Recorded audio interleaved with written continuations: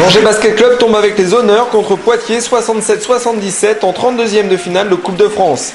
Mardi soir, Saint-Jean-Bouin, le club angevin 15e de National 1 en difficulté en championnat, espérait s'offrir un bol d'air contre Poitiers 9e de Pro A.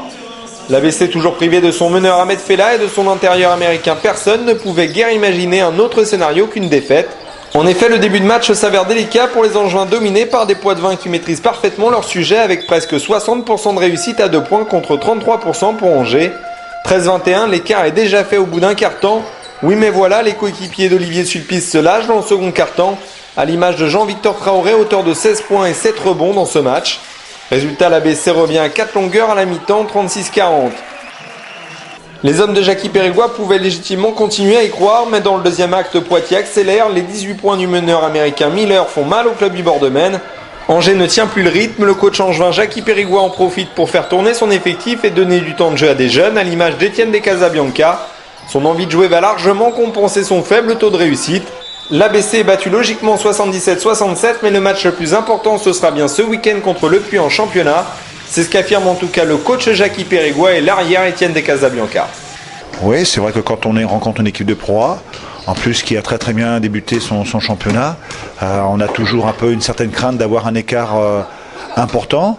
Mais bon, ça se traduit sur simplement 10 points d'écart, en sachant que bon, on sait que pour les équipes de Pro A, je sais que Rudy avait aussi un souhait, c'était de travailler, donc forcément la motivation elle est moindre qu'en championnat de France, mais nous on a su jouer j'ai trouvé un bon basket, on a retrouvé certaines sensations, les joueurs aussi, donc c'est l'essentiel, et j'espère que ce sera de bon augure par rapport au match de samedi contre le Puy.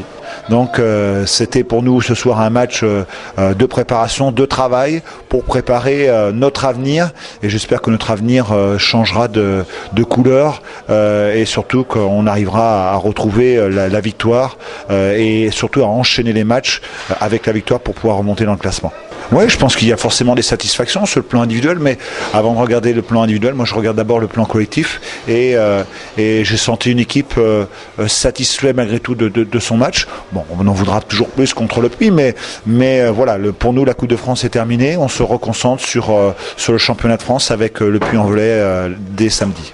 On est content de renouer enfin avec le plaisir, surtout de jouer, parce que depuis quelques matchs on avait la défaite et surtout on n'avait pas la manière de jouer sur le terrain. Donc là on s'est un peu tous retrouvés, ça fait plaisir malgré 10 points d'écart, mais ça reste une Pro A en face, c'était pas un objectif la Coupe de France, donc on est relativement content et je pense que ça va nous relancer. On verra samedi maintenant.